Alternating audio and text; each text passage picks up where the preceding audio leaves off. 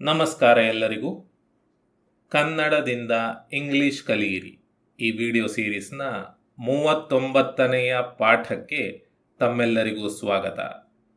ಈ ವಿಡಿಯೋದಲ್ಲಿ ನಾವು ಈ ರೀತಿಯ ವಾಕ್ಯಗಳನ್ನು ರಚಿಸಲಿಕ್ಕೆ ಕಲಿಯೋಣ, ಸರಿನಾ? ಈಗ ಕ್ರಿಯಾಪದಗಳು ಹಾಗೂ ಅವುಗಳ ರೂಪಗಳ ಬಗ್ಗೆ ನಿಮಗೆ ಗೊತ್ತಿದೆ ಅಲ್ವಾ? ಕ್ರಿಯಾಪದಕ್ಕೆ ಹಲವಾರು ರೂಪಗಳು ಇರ್ತವೆ ಅನ್ನೋದು ನಿಮಗೆ ಗೊತ್ತಿದೆ.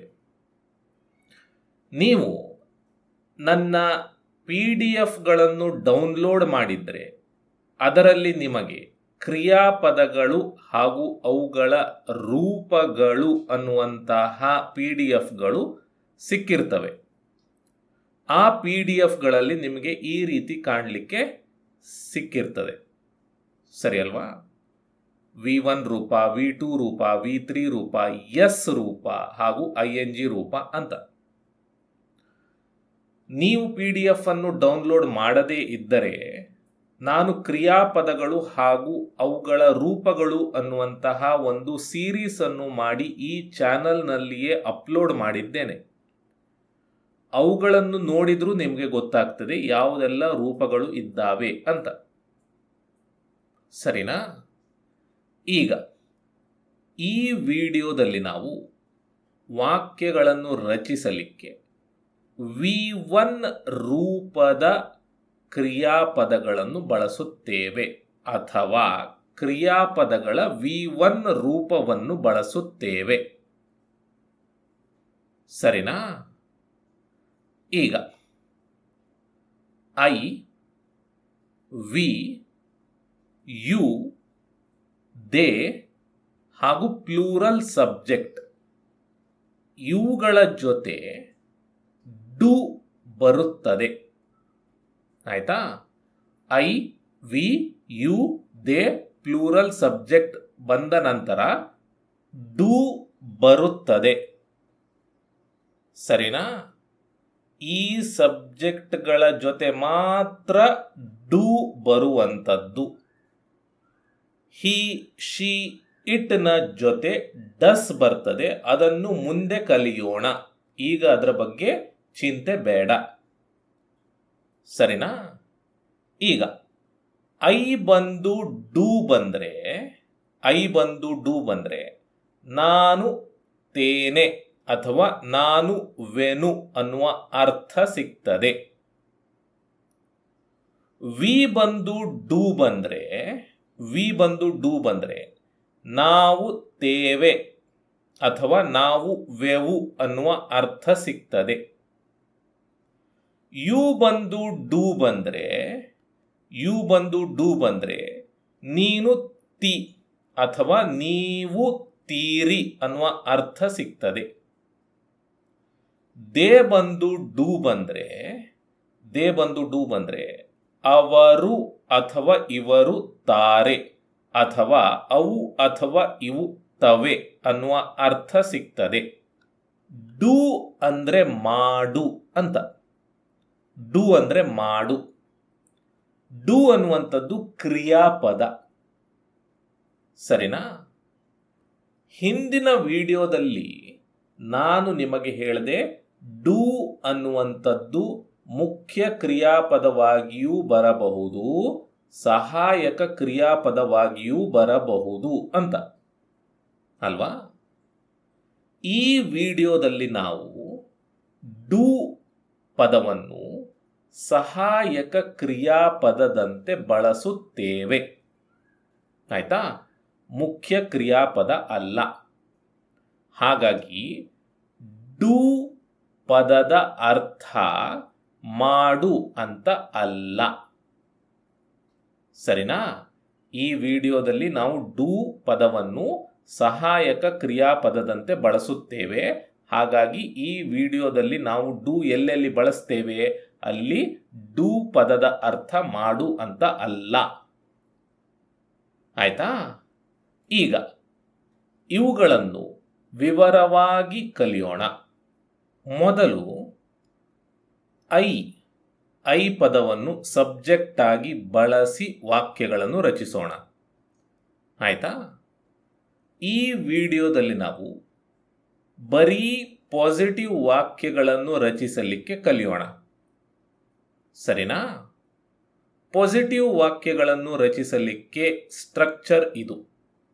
ಮೊದಲು ಐ ಬರಬೇಕು, ಆಮೇಲೆ ಡೂ ಬರಬೇಕು, ಆಮೇಲೆ ವರ್ಬಿನ ಮೊದಲನೇ ರೂಪ ಬರಬೇಕು.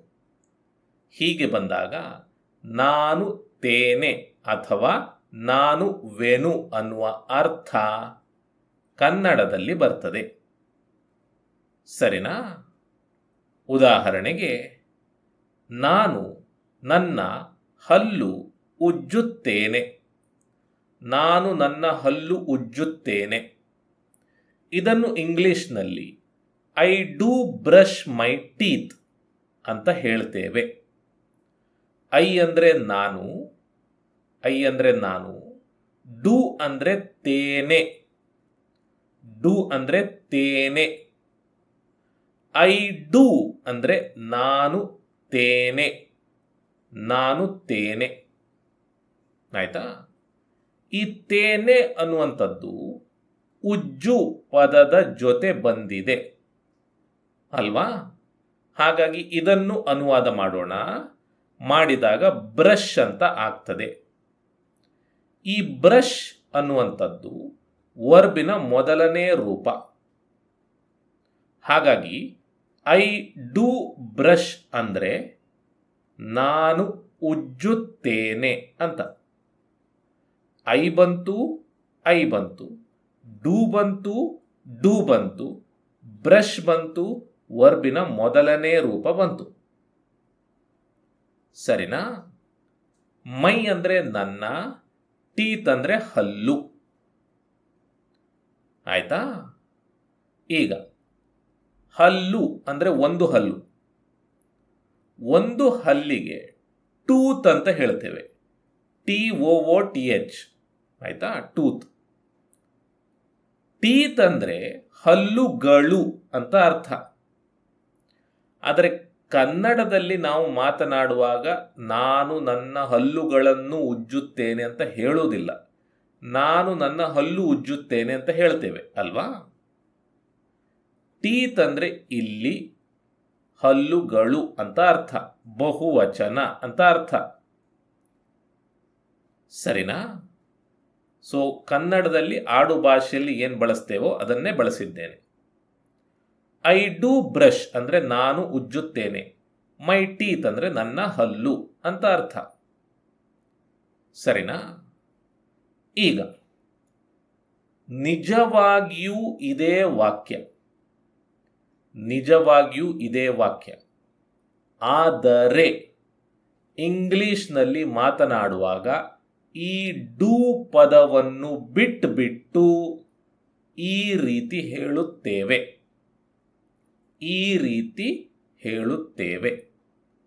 ಐ ಬ್ರಷ್ ಮೈ ಟೀತ್ ಅಂತ. ಡೂ ಅನ್ನುವಂತಹ ಪದ ಇಲ್ಲಿ ಇರ್ತದೆ, ಆದರೆ ಅದನ್ನು ಹೇಳುವುದಿಲ್ಲ. ಸರಿನಾ? ಇದು ಯಾವಾಗ ಅಂದರೆ ಸಕಾರಾತ್ಮಕ ಅಂದರೆ ಪಾಸಿಟಿವ್ ವಾಕ್ಯಗಳನ್ನು ರಚಿಸುವಾಗ ಮಾತ್ರ. ನಕಾರಾತ್ಮಕ ವಾಕ್ಯಗಳನ್ನು ರಚಿಸುವಾಗ, ಪ್ರಶ್ನೆಗಳನ್ನು ರಚಿಸುವಾಗ, ನಕಾರಾತ್ಮಕ ಪ್ರಶ್ನೆಗಳನ್ನು ರಚಿಸುವಾಗ ನಾವು ಡೂ ಪದವನ್ನು ಬಳಸುತ್ತೇವೆ. ಸಕಾರಾತ್ಮಕ ವಾಕ್ಯಗಳನ್ನು ರಚಿಸುವಾಗ ಮಾತ್ರ ಡೂ ಪದ ಇದ್ರೂ ಅದನ್ನು ಹೇಳುವುದಿಲ್ಲ. ಆಯ್ತಾ? ಇಂಗ್ಲಿಷ್ ಒಂದು ವಿಚಿತ್ರ ಭಾಷೆ. ಕೆಲವು ಪದಗಳನ್ನು ಕೆಲವೊಮ್ಮೆ ಇಟ್ಕೊಳ್ತೇವೆ, ಕೆಲವು ಪದಗಳನ್ನು ಕೆಲವೊಮ್ಮೆ ಬಿಡ್ತೇವೆ. ಸೊ ಇಲ್ಲಿ ಡೂ ಪದವನ್ನು ಬಿಟ್ಟು ವಾಕ್ಯವನ್ನು ಹೇಳುತ್ತೇವೆ. ಐ ಬ್ರಷ್ ಮೈ ಟೀತ್ ಅಂದರೆ ನಾನು ನನ್ನ ಹಲ್ಲುಜ್ಜುತ್ತೇನೆ ಅಂತ. ಸರಿನಾ? ನೆಕ್ಸ್ಟ್, ನಾನು ಪ್ರತಿದಿನ ಶಾಲೆಗೆ ನಡೆದುಕೊಂಡು ಹೋಗುವೆನು. I do walk to school every day. ನಾನು ಅಂದರೆ ಐ, ವೆನು ಅಂದರೆ ಡು, ಐ ಡು ಅಂದರೆ ನಾನು ವೆನು, ನಾನು ವೆನು. ಆಯ್ತಾ? ವೆನು ಜೊತೆ ಏನಿದೆ? ಹೋಗು ಇದೆ. ಇದನ್ನು ಇಂಗ್ಲಿಷ್ನಲ್ಲಿ ಗೋ ಅಂತ ಹೇಳ್ತೇವೆ. ಆದರೆ ಇದು ಬರೀ ಹೋಗು ಅಲ್ಲ, ನಡೆದುಕೊಂಡು ಹೋಗು. ಆಯ್ತಾ? ನಡೆದುಕೊಂಡು ಹೋಗುವುದಕ್ಕೆ ವಾಕ್ ಅಂತ ಇಂಗ್ಲಿಷ್ನಲ್ಲಿ ಹೇಳ್ತೇವೆ. ಹೋಗು ಅಂದರೆ ಗೋ, ಆದರೆ ಬರೀ ಹೋಗು ಅಲ್ಲ, ಇದು ನಡೆದುಕೊಂಡು ಹೋಗು. ಇದನ್ನು ಇಂಗ್ಲಿಷ್ನಲ್ಲಿ ವಾಕ್ ಅಂತ ಹೇಳ್ತೇವೆ. ಐ ಡೂ ವಾಕ್ ಅಂದರೆ ನಾನು ನಡೆದುಕೊಂಡು ಹೋಗುವೆನು ಅಂತ. ಐ ಬಂತು, ಐ ಬಂತು, ಡೂ ಬಂತು, ಡೂ ಬಂತು, ವಾಕ್ ಅನ್ನುವಂತಹ ವರ್ಬಿನ ಮೊದಲನೇ ರೂಪ ಬಂತು. ಸರಿನಾ? ನೆಕ್ಸ್ಟ್, ಶಾಲೆಗೆ, ಟು ಸ್ಕೂಲ್. ಶಾಲೆಗೆ, ಟು ಸ್ಕೂಲ್. ಎವ್ರಿ ಡೇ ಅಂದರೆ ಪ್ರತಿದಿನ, ಪ್ರತಿದಿನ. I do walk to school every day ಅಂದರೆ ನಾನು ಪ್ರತಿದಿನ ಶಾಲೆಗೆ ನಡೆದುಕೊಂಡು ಹೋಗುತ್ತೇನೆ ಅಥವಾ ಹೋಗುವೆನು ಅಂತ. ಈ ವೆನು ಅನ್ನುವುದನ್ನು ನಾವು ಸಾಮಾನ್ಯವಾಗಿ ಹೇಳುವುದಿಲ್ಲ, ಆದರೆ ನಿಮಗೆ ಗೊತ್ತಿರಲಿ ಅಂತ ಹಾಕಿದ್ದೇನೆ ಅಷ್ಟೇ. ಆಯ್ತಾ? ಈಗ ನಿಜವಾಗಿಯೂ ಈ ವಾಕ್ಯ ಇದನ್ನು ಹೇಳಬೇಕು ನಾವು, ಆದರೆ ಇದನ್ನು ಹೇಳುವುದಿಲ್ಲ. ಈ ವಾಕ್ಯದಲ್ಲಿ ಇರುವಂತಹ ಡೂ ಪದವನ್ನು ಬಿಟ್ಟು I walk to school every day ಅಂತ ಹೇಳ್ತೇವೆ. ಸರಿನಾ? ಡೂ ಅನ್ನುವಂತಹ ಪದ ಇಲ್ಲಿ ಇದೆ, ಇಲ್ಲಿ ಇದೆ, ಆದರೆ ಅದನ್ನು ಹೇಳುವುದಿಲ್ಲ ಅಷ್ಟೇ. ಆಯ್ತಾ? ನೆಕ್ಸ್ಟ್, ನನ್ನ ಬಿಡುವಿನ ವೇಳೆಯಲ್ಲಿ ನಾನು ಪುಸ್ತಕಗಳನ್ನು ಓದುತ್ತೇನೆ. ಆಯ್ತಾ? ಇದನ್ನು ಇಂಗ್ಲಿಷ್ನಲ್ಲಿ I do read books in my free time ಅಂತ ಹೇಳ್ತೇವೆ. ಆಯ್ತಾ? ಈಗ ವಾಕ್ಯದ ಸಬ್ಜೆಕ್ಟ್ ಉಂಟಲ್ಲ, ನಾನು ಅಂತ, ಇದು ಮಧ್ಯದಲ್ಲಿ ಬಂದಿದೆ. ನಿಜವಾಗಿಯೂ ವಾಕ್ಯದ ಶುರುವಿನಲ್ಲಿ ಇರಬೇಕು. ಈ ಪದವನ್ನು ಶುರುವಿನಲ್ಲಿ ತಂದು ಹಾಕಿದರೆ ಏನೂ ತೊಂದರೆ ಆಗುವುದಿಲ್ಲ. ನಾನು ನನ್ನ ಬಿಡುವಿನ ವೇಳೆಯಲ್ಲಿ ಪುಸ್ತಕಗಳನ್ನು ಓದುತ್ತೇನೆ ಅಂತ ಆಗ್ತದೆ ಅಷ್ಟೇ. ಸರಿನಾ? ಸೊ ನೀವು ಒಂದು ವಾಕ್ಯವನ್ನು ಅನುವಾದ ಮಾಡುವಾಗ ವಾಕ್ಯದ ಸಬ್ಜೆಕ್ಟ್ ಮಧ್ಯ ಇದ್ದರೆ ಅದನ್ನು ಶುರುವಿಗೆ ತಂದು ಹಾಕಿ. ಆಯ್ತಾ?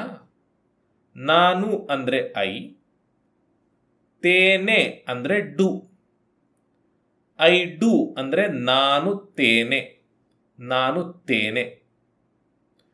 ತೇನೆ ಅನ್ನುವಂತಹ ಪದ ಓದು ಅನ್ನುವಂತಹ ಕ್ರಿಯಾಪದದ ಜೊತೆ ಬಂದಿದೆ. ಇದನ್ನು ಅನುವಾದ ಮಾಡಿದಾಗ ರೀಡ್ ಅಂತ ಆಗ್ತದೆ. ಐ ಡೂ ರೀಡ್ ಅಂದರೆ ನಾನು ಓದುತ್ತೇನೆ ಅಂತ ಅರ್ಥ. ಸರಿನಾ? ಐ ಬಂತು, ಐ ಬಂತು, ಡೂ ಬಂತು, ಡೂ ಬಂತು, ರೀಡ್ ಬಂತು, ವರ್ಬಿನ ಮೊದಲನೇ ರೂಪ ಬಂತು. ನೆಕ್ಸ್ಟ್, ಇಲ್ಲಿಂದ ಹಿಂದೆ ಹೋಗ್ತಾ ಬಂದ್ರಾಯ್ತು ಅನುವಾದ ಮಾಡ್ತಾ. ಸರಿನಾ? ಓದು ಪದದ ಹಿಂದೆ ಪುಸ್ತಕಗಳನ್ನು ಅಂತ ಉಂಟು. ಇದನ್ನು ಬುಕ್ಸ್ ಅಂತ ಹೇಳ್ತೇವೆ. ಆಯ್ತಾ? ಈಗ ಈ ನಿಯಮಗಳನ್ನು ನಾನು ಹೇಳಿ ಆಗಿದೆ ನಿಮಗೆ ಅಲ್ವಾ? ಸರ್ವನಾಮ ಅಥವಾ ನಾಮಪದದ ನಂತರ ಕ್ರಿಯಾಪದ ಕನ್ನಡದಲ್ಲಿ ಬಂದರೆ ಇಂಗ್ಲಿಷ್ನಲ್ಲಿ ಕ್ರಿಯಾಪದ ಬಂದು ಸರ್ವನಾಮ ಅಥವಾ ನಾಮಪದ ಬರ್ತದೆ. ಗೆ ಅಥವಾ ನು ಗೆ ಇರುವಂತಹ ಪದವನ್ನು ಬಳಸುವುದಿಲ್ಲ ಕೆಲವೊಮ್ಮೆ ಅಂತೆಲ್ಲ ಹೇಳಿ ಆಗಿದೆ. ಇಂಪರೇಟಿವ್ಸ್ ಆದೇಶವಾಚಕಗಳು ಪಾಠದಲ್ಲಿ. ಸರಿ ಅಲ್ವಾ? ಅದು ನಿಮಗೆ ನೆನಪಲ್ಲಿ ಇರಬೇಕು. ಈ ವಾಕ್ಯಗಳನ್ನು ಅನುವಾದ ಮಾಡುವಾಗ. ಆಯಿತಾ? ಪುಸ್ತಕಗಳನ್ನು ಅಂದರೆ ಬುಕ್ಸ್. ಆಯಿತಾ? ನನ್ನ ಬಿಡುವಿನ ವೇಳೆಯಲ್ಲಿ, ಇದನ್ನು ಫುಲ್ ಪೂರ್ತಿಯಾಗಿ ತಗೊಂಡು ಅನುವಾದ ಮಾಡಬೇಕು. ಮಾಡಿದಾಗ ಇನ್ ಮೈ ಫ್ರೀ ಟೈಮ್ ಅಂತ ಆಗ್ತದೆ. ಮೈ ಅಂದರೆ ನನ್ನ, ಫ್ರೀ ಅಂದರೆ ಬಿಡುವಿನ, ಟೈಮ್ ಅಂದರೆ ವೇಳೆ, ಇನ್ ಅಂದರೆ ಎಲ್ಲಿ. I do read books in my free time ಅಂದರೆ ನನ್ನ ಬಿಡುವಿನ ವೇಳೆಯಲ್ಲಿ ನಾನು ಪುಸ್ತಕಗಳನ್ನು ಓದುತ್ತೇನೆ ಅಂತ. ಆಯಿತಾ? ನಿಜವಾಗಿಯೂ ವಾಕ್ಯ ಇದು. ಆದರೆ ಇಂಗ್ಲಿಷ್ನಲ್ಲಿ ಮಾತನಾಡುವಾಗ ಡೂ ಪದವನ್ನು ಬಿಟ್ಟು I read books in my free time ಅಂತ ಹೇಳ್ತೇವೆ. I read books in my free time ಅಂದರೆ ನನ್ನ ಬಿಡುವಿನ ವೇಳೆಯಲ್ಲಿ ನಾನು ಪುಸ್ತಕಗಳನ್ನು ಓದುತ್ತೇನೆ ಅಂತ. ಸರಿನಾ? ಡೂ ಪದ ಇಲ್ಲಿ ಇದೆ, ಆದರೆ ಅದನ್ನು ಹೇಳುವುದಿಲ್ಲ ಅಷ್ಟೇ. ಅರ್ಥ ಆಯ್ತಾ? ಈಗ ಐ ಬ್ರಷ್ ಮೈ ಟೀತ್ ಅಂದರೆ ನಾನು ನನ್ನ ಹಲ್ಲುಜ್ಜುತ್ತೇನೆ ಅಂತ. ಈ ರೀತಿ ಯಾವಾಗ ಹೇಳ್ತೇವೆ ನಾವು? ನಮ್ಮ ದಿನಚರಿಯನ್ನು ಹೇಳುವಾಗ ಅಲ್ವಾ? ಬೆಳಗ್ಗೆ ನಾನು ಎದ್ದಾದ ಮೇಲೆ ಹಲ್ಲುಜ್ಜುತ್ತೇನೆ ಅಂತ. ನಾನು ಬೆಳಗ್ಗೆ 6 ಗಂಟೆಗೆ ಏಳ್ತೇನೆ, ಎದ್ದ ಮೇಲೆ ನಾನು ನನ್ನ ಹಲ್ಲು ಉಜ್ಜುತ್ತೇನೆ ಅಂತ. ಸರಿ ಅಲ್ವಾ? ನೆಕ್ಸ್ಟ್, ಈ ರೀತಿ ಯಾವಾಗ ಹೇಳ್ತೇವೆ ನಾವು, ಅಥವಾ ಯಾವಾಗ ಹೇಳಬಹುದು? ಯಾರಾದರೂ ನಿಮ್ಮ ಹತ್ರ ಕೇಳ್ತಾರೆ, ನೀವು ಶಾಲೆಗೆ ಹೇಗೆ ಹೋಗ್ತೀರಿ ದಿನ ಅಂತ. ಆವಾಗ ನೀವು ಹೇಳ್ಬೋದು, ನಾನು ಪ್ರತಿದಿನ ಶಾಲೆಗೆ ನಡೆದುಕೊಂಡು ಹೋಗುತ್ತೇನೆ ಅಂತ. ಈ ರೀತಿ ಯಾವಾಗ ಹೇಳಬಹುದು ನೀವು? ನಿಮ್ಮ ಹತ್ರ ಯಾರೋ ಕೇಳ್ತಾರೆ, ನೀವು ಬಿಡುವಿನ ವೇಳೆಯಲ್ಲಿ ಏನು ಮಾಡ್ತೀರಿ ಅಂತ. ಆವಾಗ ನೀವು ಹೇಳಬಹುದು, ನಾನು ನನ್ನ ಬಿಡುವಿನ ವೇಳೆಯಲ್ಲಿ ಪುಸ್ತಕವನ್ನು ಓದುತ್ತೇನೆ ಅಂತ. I read books in my free time ಅಂತ. ಸರಿನಾ? ಸೊ ವರ್ತಮಾನ ಕಾಲದಲ್ಲಿ ಏನು ಮಾಡ್ತೀರಿ ಅಂತ ಹೇಳಲಿಕ್ಕೆ ಈ ವಾಕ್ಯಗಳನ್ನು ಬಳಸಬಹುದು. ಸರಿನಾ? ಇದರ ಬಗ್ಗೆ ಮುಂದೆ ನಾನು ಇನ್ನೂ ವಿವರವಾಗಿ ಹೇಳ್ಕೊಡ್ತೇನೆ. ಆಯ್ತಾ? Next, we, subject we. Structure ಇದು. ಮೊದಲು ವಿ ಬರಬೇಕು, ಆಮೇಲೆ ಡೂ ಬರಬೇಕು, ಆಮೇಲೆ ವರ್ಬಿನ ಮೊದಲ ರೂಪ ಬರಬೇಕು. ಹೀಗೆ ಬಂದಾಗ ನಾವು ತೇವೆ ಅಥವಾ ನಾವು ವೆವು ಅನ್ನುವ ಅರ್ಥ ಸಿಗ್ತದೆ. ಸರಿನಾ? ಉದಾಹರಣೆಗೆ, ನಾವು ಕ್ರಿಕೆಟ್ ಆಡುತ್ತೇವೆ. We do play cricket. We ಅಂದರೆ ನಾವು, ಡೂ ಅಂದರೆ ತೇವೆ. ವಿ ಡೂ ಅಂದರೆ ನಾವು ತೇವೆ, ನಾವು ತೇವೆ. ತೇವೆ ಜೊತೆ ಇರುವಂತಹ ಕ್ರಿಯಾಪದ ಆಡು. ಇದನ್ನು ಅನುವಾದ ಮಾಡಿದಾಗ ವಿ ಡೂ ಪ್ಲೇ ಅಂತ ಆಗ್ತದೆ. ವಿ ಡೂ ಪ್ಲೇ ಅಂದರೆ ನಾವು ಆಡುತ್ತೇವೆ. ಪ್ಲೇ ಅಂದರೆ ಆಡು. ವಿ ಬಂತು, ಡೂ ಬಂತು, ಪ್ಲೇ ಅನ್ನುವಂತಹ ವರ್ಬಿನ ಮೊದಲ ರೂಪ ಬಂತು. V do play. ಉಳಿದ ಪದ ಕ್ರಿಕೆಟ್. ಸರಿನಾ? ಈಗ ಡೂ ಪದ ಬಿಟ್ಬಿಟ್ಟು ವಿ ಪ್ಲೇ ಕ್ರಿಕೆಟ್ ಅಂತ ನಾವು ಹೇಳ್ತೇವೆ. ಆಯ್ತಾ? ನೆಕ್ಸ್ಟ್, ನಾವು ಒಟ್ಟಿಗೆ ಶಾಲೆಗೆ ಹೋಗುವೆವು. We do go to school together. We ಅಂದರೆ ನಾವು, ಡೂ ಅಂದರೆ ವೆವು. ವಿ ಡೂ ಅಂದರೆ ನಾವು ವೆವು. ಆಯ್ತಾ? ನೆಕ್ಸ್ಟ್, ವೆವು ಜೊತೆ ಇರುವಂತಹ ಪದ ಹೋಗು. ಹೋಗು ಅಂದರೆ ಗೋ. ಇದು ವರ್ಬಿನ ಮೊದಲ ರೂಪ. ವಿ ಬಂತು, ಡೂ ಬಂತು, ಗೋ ಬಂತು, ವರ್ಬಿನ ಮೊದಲ ರೂಪ ಬಂತು. ವಿ ಡೂ ಗೋ ಅಂದರೆ ನಾವು ಹೋಗುವೆವು ಅಥವಾ ನಾವು ಹೋಗುತ್ತೇವೆ. ಶಾಲೆಗೆ, ಟು ಸ್ಕೂಲ್. ಒಟ್ಟಿಗೆ, ಟುಗೆದರ್. ಆಯಿತಾ? ಈಗ ಶಾಲೆಗೆ ಅಂತ ಹೇಳಲಿಕ್ಕೆ ನಿಜವಾಗಿಯೂ ಟು ದ ಸ್ಕೂಲ್ ಅಂತ ಹೇಳಬೇಕು. ಆದರೆ ಸಾಮಾನ್ಯವಾಗಿ ಇಂಗ್ಲೀಷ್ನಲ್ಲಿ ಸ್ಕೂಲ್ ಜೊತೆ ದ ಬಳಸುವುದಿಲ್ಲ. ಕೆಲವೊಮ್ಮೆ ಬಳಸ್ತಾರೆ. ಈ ಸಂದರ್ಭಗಳಲ್ಲಿ, ಈ ರೀತಿಯ ಸಂದರ್ಭಗಳಲ್ಲಿ ಶಾಲೆಗೆ ಅಂತ ಹೇಳಲಿಕ್ಕೆ ಟು ದ ಸ್ಕೂಲ್ ಅಂತ ಹೇಳುವುದಿಲ್ಲ, ಟು ಸ್ಕೂಲ್ ಅಂತ ಹೇಳ್ತಾರಷ್ಟೆ. ಸರಿನಾ? ನೀವು ದ ಬಳಸಿದರೆ ತೊಂದರೆ ಇಲ್ಲ. ಹೇಳಿದ್ದೇನೆ, ಇಂಗ್ಲೀಷ್ ವಿಚಿತ್ರ ಭಾಷೆ. ಸೊ ದ ಬಳಸೋದಾದರೆ ಬಳಸಿ, ಏನು ತೊಂದರೆ ಇಲ್ಲ. ಆಯಿತಾ? We do go to school together ಅನ್ನೋದನ್ನು ಡೂ ಬಿಟ್ಟು we go to school together ಅಂತ ಹೇಳ್ತೇವೆ. ಆಯಿತಾ? ನೆಕ್ಸ್ಟ್, ನಾವು ಸಂಜೆ 7 ಗಂಟೆಗೆ ಊಟ ಮಾಡುತ್ತೇವೆ. We do eat dinner at 7 PM. We ಅಂದರೆ ನಾವು, ಡೂ ಅಂದರೆ ತೇವೆ, ಈಟ್ ಅಂದರೆ ಮಾಡು, ಇಲ್ಲಿ ತಿನ್ನು ಅನ್ನುವ ಅರ್ಥ ಮಾಡು ಅಂತ. ಡಿನ್ನರ್ ಅಂದರೆ ರಾತ್ರಿಯ ಊಟ. ಓಕೆ, ಸಾಮಾನ್ಯವಾಗಿ ರಾತ್ರಿಯ ಊಟಕ್ಕೆ ಡಿನ್ನರ್ ಅಂತ ಹೇಳ್ತೇವೆ. ಇಲ್ಲಿ ಈಟ್ ಡಿನ್ನರ್ ಅಂದರೆ ಊಟ ಮಾಡು ಅನ್ನುವ ಅರ್ಥ. ಆಟ್ 7 PM ಅಂದರೆ ಸಂಜೆ 7 ಗಂಟೆಗೆ ಅಂತ. ಆಟ್ ಅಂದರೆ ಗೆ. ಆಯ್ತಾ? We do eat, we do ವರ್ಬಿನ ಮೊದಲ ರೂಪ. We do eat dinner at 7 PM. ಈ ವಾಕ್ಯವನ್ನು ಡೂ ಬಿಟ್ಟು we eat dinner at 7 PM ಅಂತ ಹೇಳ್ತೇವೆ. ಸರಿನಾ? ಇವೆಲ್ಲವೂ ಕೂಡ ವರ್ತಮಾನ ಕಾಲದ ವಾಕ್ಯಗಳು. ಆಯ್ತಾ? ನಾವು ಕ್ರಿಕೆಟ್ ಆಡುತ್ತೇವೆ ಅಂದರೆ ಮುಂದಿನ ವಾರ ಆಡುತ್ತೇವೆ ಅಂತಲ್ಲ, ಅಥವಾ ಭವಿಷ್ಯದಲ್ಲಿ ಆಡ್ತೇವೆ ಅಂತಲ್ಲ, ನಾವು ದಿನ ಆಡ್ತೇವೆ ಅಂತ. ಅಂದರೆ ವರ್ತಮಾನ ಕಾಲದಲ್ಲಿ ನಾವು ಆಡ್ತೇವೆ ಅಂತ ಹೇಳ್ತಾ ಇರುವಂತಹ ವಾಕ್ಯ. ಸರಿನಾ? ನಮ್ಮ ದಿನಚರಿಯನ್ನು ನಾವು ಇಲ್ಲಿ ಹೇಳ್ತಾ ಇದ್ದೇವೆ. ಆಯ್ತಾ?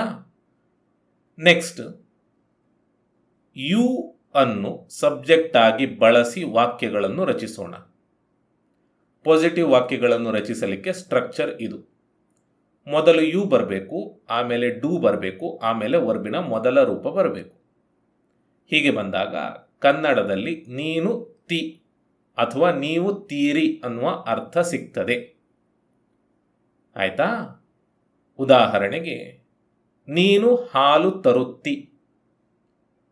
You do bring milk. You ಅಂದರೆ ನೀನು, ಡೂ ಅಂದರೆ ತಿ. ಯು ಡೂ ಅಂದರೆ ನೀನು ತಿ, ನೀನು ತಿ. ತರುವುದಕ್ಕೆ ಇಂಗ್ಲಿಷ್ನಲ್ಲಿ ಬ್ರಿಂಗ್ ಅಂತ ಹೇಳ್ತೇವೆ. ಯು ಡೂ ಬ್ರಿಂಗ್ ಅಂದರೆ ನೀನು ತರುತ್ತಿ. ಯು ಬಂತು, ಯು ಬಂತು, ಡೂ ಬಂತು, ಡೂ ಬಂತು, ಬ್ರಿಂಗ್ ಅನ್ನುವಂತಹ ವರ್ಬಿನ ಮೊದಲ ರೂಪ ಬಂತು. ಮಿಲ್ಕ್ ಅಂದರೆ ಹಾಲು. ಇದನ್ನು, ಈ ವಾಕ್ಯವನ್ನು ಡೂ ಬಿಟ್ಟು ಯು ಬ್ರಿಂಗ್ ಮಿಲ್ಕ್ ಅಂತ ಹೇಳ್ತೇವೆ. ಸರಿನಾ? ಈಗ ಯು ಸಬ್ಜೆಕ್ಟ್ ಆಗಿ ಬಂದಾಗ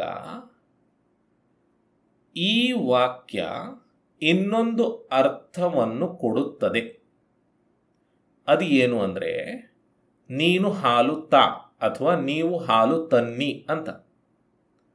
ನಾವು ಇಂಪರೇಟಿವ್ ಸೆಂಟೆನ್ಸಸ್ ಅನ್ನು ಕಲ್ತಿದ್ದೇವೆ ಅಲ್ವಾ? ಆದೇಶವಾಚಕಗಳನ್ನು ಕಲ್ತಿದ್ದೇವೆ. ಅಲ್ಲಿ ನಾವು ಈ ರೀತಿಯ ವಾಕ್ಯಗಳನ್ನು ರಚಿಸಲಿಕ್ಕೆ ಕಲ್ತ್ವಿ ಅಲ್ವಾ? ಬ್ರಿಂಗ್ ಮಿಲ್ಕ್ ಅಂದರೆ ಹಾಲು ತನ್ನಿ ಅಂತ. ನಿಜವಾಗಿಯೂ ವಾಕ್ಯ ಯು ಬ್ರಿಂಗ್ ಮಿಲ್ಕ್ ಅಂತ ಅಲ್ವಾ? ಹಾಗಾಗಿ ಯು ಬ್ರಿಂಗ್ ಮಿಲ್ಕ್ ಅಂದರೆ ಈ ವಾಕ್ಯವೂ ಆಗ್ತದೆ ಅಥವಾ ಈ ವಾಕ್ಯಗಳೂ ಆಗ್ತವೆ.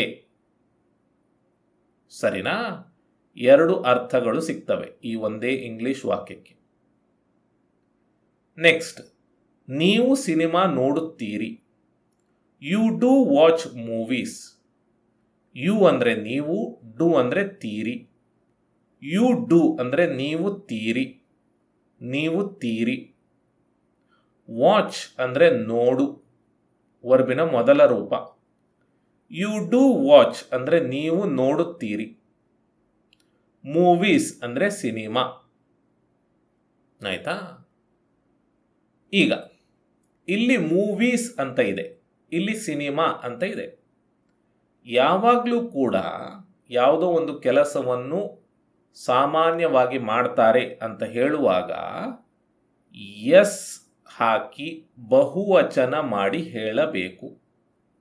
ಯು ಡೂ ವಾಚ್ ಮೂವಿ ಅಂತ ಹೇಳಬಾರದು. ಮೂವಿ ಅಂತ ಹೇಳಿದರೆ ಒಂದೇ ಸಿನಿಮಾ ಆಯಿತು. ನೀವು ಸಿನಿಮಾ ನೋಡುತ್ತೀರಿ ಅಂದರೆ ಒಂದೇ ಸಿನಿಮಾ ಅಲ್ಲ, ನೀವು ಸಿನಿಮಾ ನೋಡ್ತಾ ಇರ್ತೀರಿ ಅಂತ ಅರ್ಥ.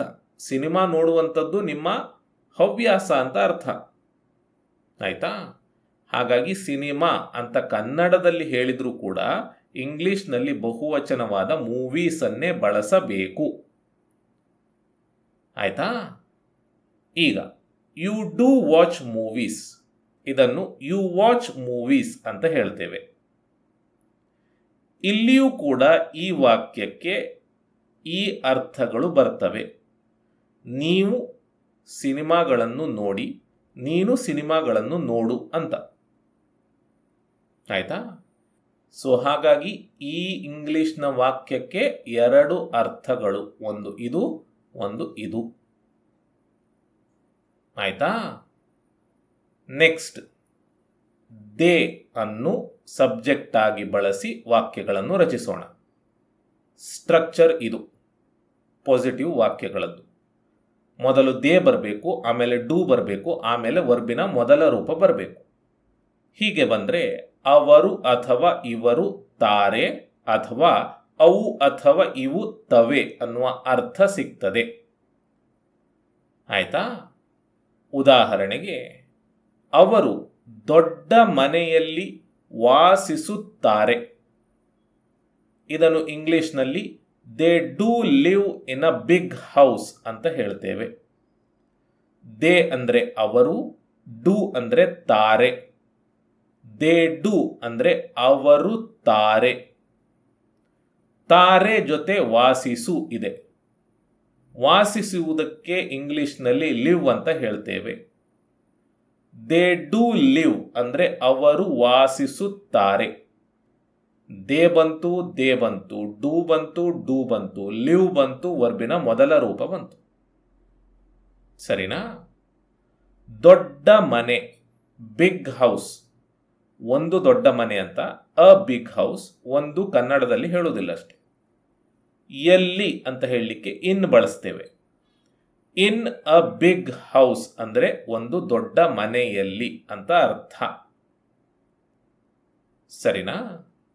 They do live in a big house, ಇದನ್ನು they live in a big house ಅಂತ ಹೇಳ್ತೇವೆ. They live in a big house, ಅವರು ದೊಡ್ಡ ಮನೆಯಲ್ಲಿ ವಾಸಿಸುತ್ತಾರೆ ಅಂತ. ಆಯ್ತಾ? ನೆಕ್ಸ್ಟ್, ಅವು ಕೀಟಗಳನ್ನು ತಿನ್ನುತ್ತವೆ. They do eat insects. ಅವು ಅಂದರೆ ದೇ, ತವೆ ಅಂದರೆ ಡು. ದೇ ಡು ಅಂದರೆ ಅವು ತವೆ. ತಿನ್ನುವುದಕ್ಕೆ ಈಟ್ ಅಂತ ಹೇಳ್ತೇವೆ. ದೇ ಡು ಈಟ್ ಅಂದರೆ ಅವು ತಿನ್ನುತ್ತವೆ. ಕೀಟಗಳನ್ನು ಅಂದರೆ insects. They do eat insects. They eat insects. ಸರಿನಾ? ನೆಕ್ಸ್ಟ್, ಈಗ ದೇ ಬದಲು ಪ್ಲೂರಲ್ ಸಬ್ಜೆಕ್ಟ್ ಅನ್ನು ಬಳಸೋಣ. ಬಳಸಬಹುದು ಅಂತ ನಿಮ್ಗೆ ಗೊತ್ತಿದೆ ಅಲ್ವಾ? ದೇ ಬದಲು ಪ್ಲೂರಲ್ ಸಬ್ಜೆಕ್ಟ್ ಅನ್ನು ಬಳಸಬಹುದು ಅಂತ ನಿಮಗೆ ಗೊತ್ತಿದೆ, ಅದನ್ನು ಬಳಸೋಣ ಅಷ್ಟೇ. ನನ್ನ ಪೋಷಕರು ಪ್ರತಿದಿನ ವ್ಯಾಯಾಮ ಮಾಡುತ್ತಾರೆ. My parents do exercise every day. My ಅಂದರೆ ನನ್ನ, ಪೇರೆಂಟ್ಸ್ ಅಂದರೆ ಪೋಷಕರು. ಮೈ ಪೇರೆಂಟ್ಸ್ ಅನ್ನುವಂಥದ್ದು ಪ್ಲೂರಲ್ ಸಬ್ಜೆಕ್ಟ್. ಇದನ್ನು ದೇ ಬದಲು ಬಳಸಿದ್ದೇವೆ. ಡೂ ಅಂದರೆ ತಾರೆ, ತಾರೆ. ಮೈ ಪೇರೆಂಟ್ಸ್ ಡೂ ಅಂದರೆ ನನ್ನ ಪೋಷಕರು ತಾರೆ. ತಾರೆ ಜೊತೆ ಏನಿದೆ? ವ್ಯಾಯಾಮ ಮಾಡು ಅಂತ. ಇದನ್ನು ಇಂಗ್ಲಿಷ್ನಲ್ಲಿ ಎಕ್ಸಸೈಸ್ ಅಂತ ಹೇಳ್ತೇವೆ. ಮೈ ಪೇರೆಂಟ್ಸ್ ಡೂ ಎಕ್ಸಸೈಸ್ ಅಂದರೆ ನನ್ನ ಪೋಷಕರು ವ್ಯಾಯಾಮ ಮಾಡುತ್ತಾರೆ ಅಂತ. ಪ್ರತಿದಿನ ಅಂದರೆ ಎವ್ರಿ ಡೇ.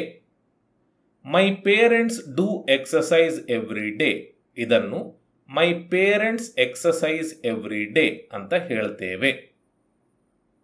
ಸರಿನಾ? ನೆಕ್ಸ್ಟ್, ಬೆಕ್ಕುಗಳು ನೀರನ್ನು ದ್ವೇಷಿಸುತ್ತವೆ. Cats do hate water. Cats ಅಂದರೆ ಬೆಕ್ಕುಗಳು. ಇದು ಪ್ಲೂರಲ್ ಸಬ್ಜೆಕ್ಟ್. ಇದನ್ನು ದೇ ಬದಲು ಬಳಸಿದ್ದೇವೆ. ಡೂ ಅಂದರೆ ತವೆ. ಕ್ಯಾಟ್ಸ್ ಡೂ ಅಂದರೆ ಬೆಕ್ಕುಗಳು ತವೆ.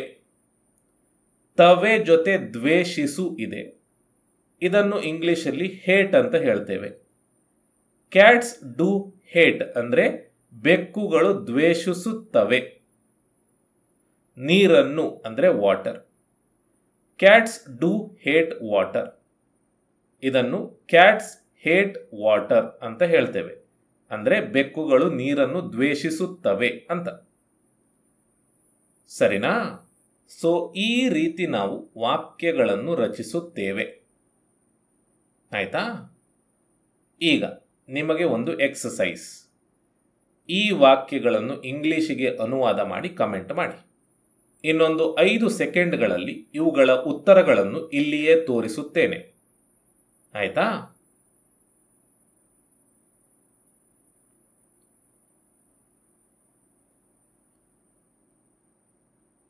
ಸರಿ, ಇವು ಉತ್ತರಗಳು. ಇಲ್ಲಿಗೆ ಈ ವಿಡಿಯೋ ಮುಕ್ತಾಯ ಆಯಿತು. ನಾನು ನಿಮಗೆ ಮುಂದಿನ ವಿಡಿಯೋದಲ್ಲಿ ಸಿಗ್ತೇನೆ. ಧನ್ಯವಾದಗಳು.